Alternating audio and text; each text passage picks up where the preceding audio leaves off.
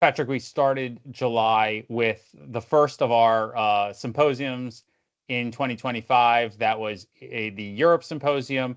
New place. I know each year it's been in Rotterdam. The Belgium team took it on and really put forth a tremendous event. I certainly want to hear about the scientific content, but knowing what it takes to put on a symposium, it sounds like it was a really impressive effort by the Belgium team and great energy throughout those 3 days. Yeah, it was a really remarkable event. Lisbeth Peters and her entire team, Ilse and Lotte, and the entire U Hasselt team did an amazing job hosting this event for our community. It was at a beautiful part of the University of Hasselt campus, and really it was fun to have the OHDSI community really take over the town of Hasselt and enjoy its time together. Um, it gave me a lot of personal energy to see so much collaboration and sense of community, really seeing our community come together to share their lessons and insights with each other, and really the enthusiasm people had for bringing together the work across Europe within our national nodes, and to see all of the progress that's really being made across Europe and in other parts of the world in our areas of data standards, methods research, open source development, and clinical applications. It was really motivating and exciting for me, and I thank the UHasselt team for doing such a great job in bringing us all together. The website with the posters and the abstracts and the videos are all available now on both the OHDSI website, the OHDSI Europe website. So anybody can go back and check that out. We'll be highlighting the research on the social showcase. But I was wondering if there was any kind of specific scientific content that you'd really like to highlight here. I think there was three things that stood out to me that I think are important for the rest of our international community to pay attention to of what's going on in Europe. The first is the tremendous progress that we're seeing through the Darwin EU initiative, where we've now seen a system come fully operational and the EMA is taking advantage of it. And we saw multiple presentations of real direct clinical impact in generating evidence that inform regulatory decisions. So hats off to the Darwin EU team, and congratulations for all their scientific excellence they've done. The second insight that I keyed up on was there were many collaborator showcase submissions about groups that are trying to use large language models to accelerate the efficiency and reliability of their science. And I see this as something that is a double-edged sword. On the one side, I was very excited to see all the innovation that's happening from our community. On the flip side, I was actually saddened to see how many different groups are independently trying to solve the same problems using these innovative solutions. So I think there's a real opportunity to foster greater collaboration in this exciting, very fast-moving pace.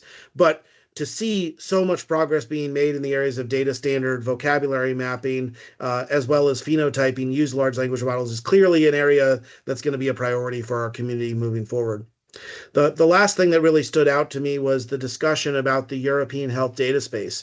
This is new legislation that is going to impact how data becomes accessible across Europe, and OHDSI has an outsized position in helping to shape how that's going to work effectively to maximize the access and utility of observational data around Europe. And so the conversations that we had about the responsibility that we as a community have to demonstrate and showcase best practices in data harmonization, in international vocabulary standardization, as well as in how federated analytics can work to responsibly use data, is something that I think is an area where the OHDSI Europe community is really going to be able to play an important role on behalf of all citizens of Europe.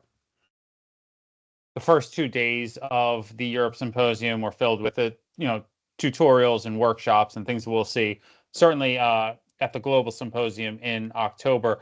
But those weren't the only educational opportunities around OHDSI that happened in July. The first ever summer school in observational health data, science, and informatics, AI, and real-world evidence was held this past month at Columbia.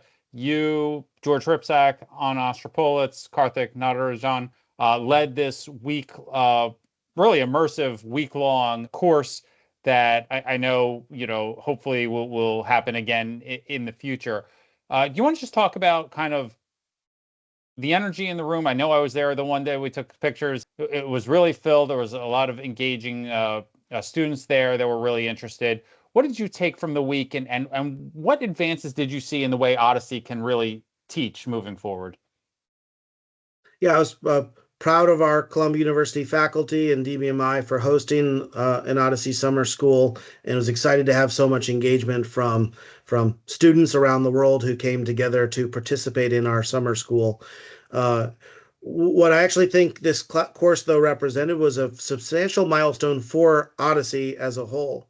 And that's because this is the first time that, to my awareness, that anybody has put together an activity where we designed and executed observational network studies, where on Monday we learned about data, Tuesday we identified research questions from the students, Wednesday we did phenotype development evaluation, Thursday we defined